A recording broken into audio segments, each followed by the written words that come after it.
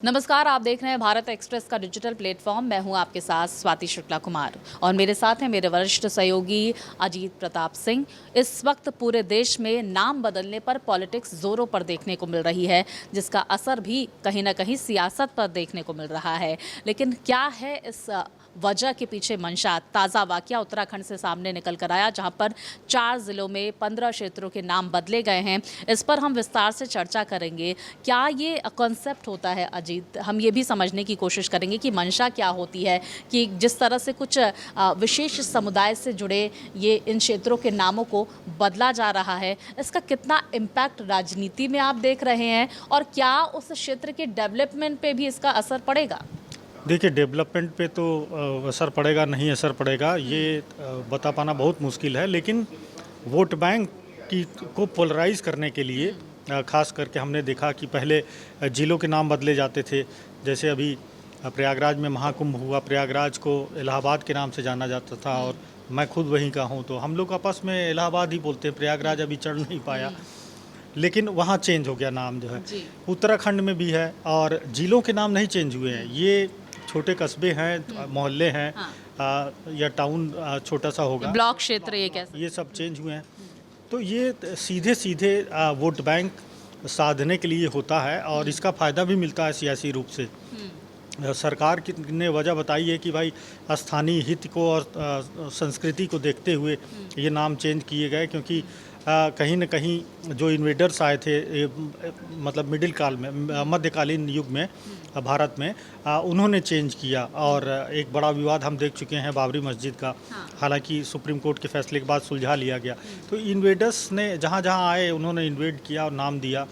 अब चूँकि vote bank की राजनीति है, लोकतंत्र है, तो उसी को साधने के लिए ये सब किया जाता है। जिले के भी नाम बदले जाते हैं। बिल्कुल। देखिए अजीत, लेकिन क्योंकि मैं बहुत सारी प्रतिक्रियाएं भी लोगों की सुन रही थी, और लोगों का ये कहना है कि नाम बदलने से उनके जीवन में क्या बदलाव होगा। ना रोजगार को लेकर कुछ बड़े डेवलपमेंट होंगे, ना महंगाई पर कंट्रोल हो पाएगा। जो जनता है वो असल मुद्दे चाहती है, और इस तरह के मुद्दे से नहीं लगता है कि जो असल मुद्दे हैं उनसे टॉपिक थोड़ा डाइवर्ट हो जाएगा, क्योंकि जनता जो है वो उनसे जुड़े सरोकार जो उनसे रखते हैं तमाम मुद्दे, उस पर चर्चा चाहती है। उनको नहीं फर्क पड़ता कि किसी क्षेत्र का नाम बदला जाए, उनके जीवन पे भी इसका कोई खास असर नहीं पड़ता। इस पर क्या कहेंगे आप? देखिए, उत्तराखंड है, हिमाचल है, ये पहाड़ी राज्य हैं और पहाड़ी राज्य में खास करके बहुसंख्यक आबादी ज़्यादा है और माइनॉरिटीज़ बहुत कम है।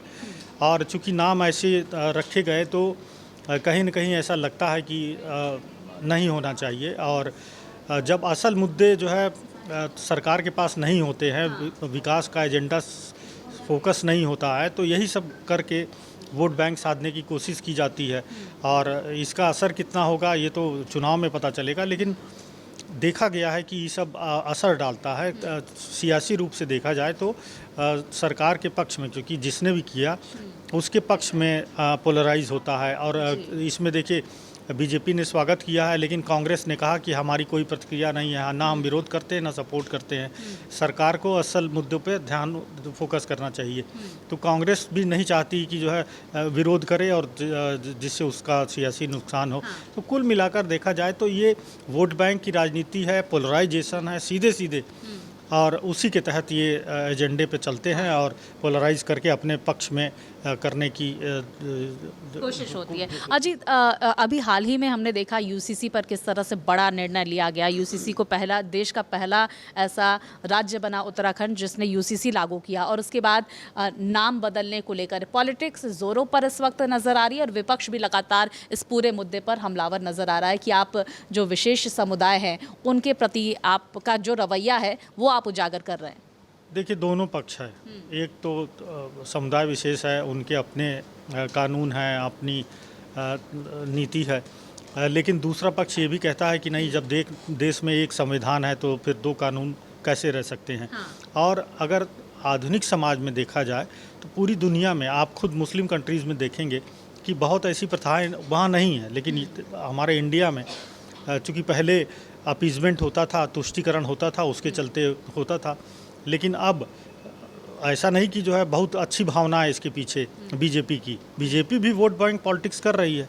3 तलाक का मुद्दा आया, उन्होंने कानून बनाया, वक्फ बिल लेके आए हैं, पूरा माइनॉरिटीज़ विरोध कर रहा है। लेकिन ये लोग अड़े हुए हैं। तो ये होता रहता है और सरकार के अधिकार क्षेत्र में है। यानी सरकार चाहे, सरकार आप वोट देते हैं, जनता वोट देती है तभी सरकार आती है। सरकार है तो वो कुछ भी कर सकती है, संवैधानिक रूप से कर सकती है, तो कोई विरोध नहीं है उसका। सीधे सीधे हम इसको मानेंगे वोट बैंक पॉलिटिक्स है ये। अजीत, हम ये भी आपसे समझने की कोशिश करेंगे, अगर किसी क्षेत्र का नाम बदला जाता है, जैसे 4 ज़िलों में 15 जो ब्लॉक्स हैं उनका नाम बदला गया, उसकी उस राज्य की इकोनॉमी पर इसका क्या असर पड़ता है? वहाँ के लोगों को किस तरह की मुश्किलों का सामना करना पड़ता है? क्योंकि डॉक्यूमेंटेशन ज़ाहिर तौर पर बदलते होंगे तो उसमें क्षेत्र का नाम तो थोड़ा भागदौड़ इन लोगों को ज़रूर करनी पड़ती होगी। देखिए, बहुत ज़्यादा विकास पे असर पड़ेगा ये नहीं है, बिल्कुल भी नहीं है, मतलब बिल्कुल भी नहीं है। नाम बदल जाने से क्या होता है, जो आप वहाँ पर कुछ रोजगार के साधन मुहैया कराइए, फैक्ट्री लगाइए, इंफ्रास्ट्रक्चर बढ़िया कीजिए, बिजली पानी की व्यवस्था कीजिए, तब विकास होता है। नाम बदल देने से थोड़ी विकास हो जाएगा। इलाहाबाद में प्रयागराज नाम कर दिया, कुंभ में 66 करोड़ लोग आए, तो उसका कोई नाम बदलने से थोड़ी आए। वहाँ तो वो तो वहाँ की मतलब महत्ता है, धार्मिक मान्यता है, इसलिए वहाँ गए। इलाहाबाद नाम होता तब भी उतनी भीड़ इकट्ठा होती। नाम बदलने से विकास का कोई संबंध नहीं है। ये विशुद्ध वोट बैंक राजनीति है, जो सत्ता पक्ष अपने वोट बैंक को पोलराइज करने के लिए ऐसी रणनीति या ऐसा काम करते हैं। बिल्कुल, देखिए, नाम बदलने को लेकर चर्चाएं ज़ोरों पर नज़र आ रही है। और देखिए अजीत, हमने कई बार इस तरह की चीज़ें भी देखी कि किसी क्षेत्र का नाम ऐसे, जैसे आमतौर पर हम किसी हस्ती के नाम पर, किसी वीर सपूत के नाम पर क्षेत्र का नाम रखते हैं, किसी इतिहास के बड़े दिग्गज के नाम पर नाम रखते हैं, लेकिन मुस्तफ़ाबाद, अभी दिल्ली का जब केस हुआ था तो मुस्तफ़ाबाद का केस ऐसा सामने निकल कर आया जहाँ पर वहाँ पर काम करने वाले एक शख्स के नाम पर उस क्षेत्र का नाम हो गया। यही वजह कि अब उसको शिवाजी नगर के नाम से जाना जाएगा। दिल्ली में इस तरह का प्रस्ताव भी रखा गया। देखिए, साफ सी बात बताता हूँ कि सनातन धर्म में कट्टरवाद पहले नहीं होता था। हाँ। ये सब कट्टरवाद आया है, ये सही नहीं लिए। धार्मिक हिसाब से देखा जाए तो सहिष्णुता होनी चाहिए, सहिष्णुता सब हर धर्म के लिए समभाव होना चाहिए। नाम बदल देने से क्या हो जाएगा? एक पहचान थी, ख़त्म हो गई, दूसरी पहचान आ गई। लेकिन ये अतिवाद है, इससे बचना चाहिए। आप, सरकार का काम है लोगों की ज़िंदगी सुधारना, उन्हें साधन उपलब्ध कराना, उन्हें सुविधा पहुंचाना। इससे कोई फ़ायदा नहीं, इससे कहाँ विकास हुआ है आप बताइए। पहले मद्रास नाम था, अब चेन्नई हो गया, बेंगलुरु हो गया, पहले बेंगलोर था, बॉम्बे को मुंबई कहा जाने लगा। क्या चीज़ चेंज हो गई? कुछ भी नहीं होता। सिर्फ ये एक कट्टरता है, जो हमने बोला कि अपने वोट बैंक को पोलराइज करने की रणनीति है, और इसी के तहत ये किया जाता है। बिल्कुल, देखिए, वोट बैंक की राजनीति अलग अलग राज्यों से सामने निकल कर आ रही है, लेकिन इसका उस क्षेत्र के विकास पर, वहाँ के लोगों की ज़िंदगी पर कोई असर नहीं पड़ता। आपका इस पूरे मुद्दे पर आपकी क्या राय है? कमेंट पर आप ज़रूर बताएं। जानकारियाँ हमारे दर्शकों तक साझा करने के लिए अजीत, आपका बहुत शुक्रिया। नमस्कार।